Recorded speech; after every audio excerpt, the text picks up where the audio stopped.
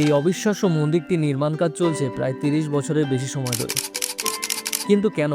এমন কি বিশেষত্ব আছে এখানে যা নির্মাণ কাজকে নক্ষত্রের সাথে জুড়ে দিয়েছে? এখানে আসতেই যেটি আপনার প্রথমে নজর কাড়বে তা হলো এই বিশাল চারমুখী প্রবেশ, যা দেবী লক্ষ্মী, সরস্বতী, কালী এবং ভুবনেশ্বরীর মুখমণ্ডলকে উপস্থাপন করে। এর নিচে রয়েছে রহস্যময় 64 যোগিনী, যারা পবিত্র শক্তির রক্ষক, এবং তাদের পাশেই খোদিত রয়েছে গণেশ এবং কার্তিকের সূক্ষ্ম ভাস্কর্য। তবে আরও বিস্ময়কর হলো মন্দিরের নকশা। এটি শ্রীযন্ত্রের ত্রিমাত্রিক রূপ। শ্রীযন্ত্র, যাকে শ্রীচক্র বলা হয়, হিন্দু ধর্মে একটি অত্যন্ত পবিত্র এবং শক্তিশালী জ্যামিতিক চিত্র। এটি শক্তি উপাসনার কেন্দ্রবিন্দু এবং দেবী ত্রিপুরা সুন্দরীর প্রতীক। শ্রীযন্ত্র হলো একটি জ্যামিতিক মণ্ডল যা 9টি আন্তঃসংযুক্ত ত্রিভুজ নিয়ে গঠিত।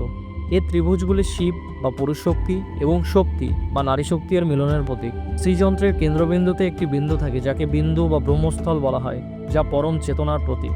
এক বিশাল 90,000 স্কোয়ার ফুট উঁচু প্ল্যাটফর্মের উপর নির্মিত এই মন্দিরের প্রতিটি দিকই 52 ফুট করে দীর্ঘ, যা একটি নিখুঁত মণ্ডল তৈরি করে।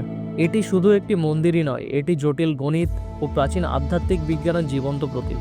কিন্তু রহস্য এখানেই, 1991 সালে নির্মাণ কার্য শুরু করা হলেও এটি এখনও সম্পূর্ণ হয়নি কেন? এর উত্তর লুকিয়ে আছে নক্ষত্রে। জ্যোতিষীদের গণনা মতে এই মন্দিরের নির্মাণ শুধুমাত্র গুরুপুষ্য নক্ষত্রের সময়ই করা যাবে, যা বছরে 4 থেকে 5 দিন ঘটে। তাই আজ অবধিও এখনও মন্দিরের নির্মাণ কার্য সম্পূর্ণ হয়নি। মন্দিরের নির্মাণ কার্য সম্পূর্ণ হলে মন্দিরের মাঝে বসানো হবে 62 ইঞ্চি উচ্চতার দেবী ত্রিপুরা সুন্দরের মূর্তি, যা 8টি পবিত্র ধাতুর সংমিশ্রণে তৈরি 3টি জগতের সৌন্দর্যের প্রতীক। তো এটি হচ্ছে মধ্যপ্রদেশের অমরকণ্টকে অবস্থিত একটা আর্কিটেকচারাল মার্বেল, যেখানে আধ্যাত্মিকতা, বিজ্ঞান এবং জ্যোতিষশাস্ত্র একসাথে মিলিত হয়েছে।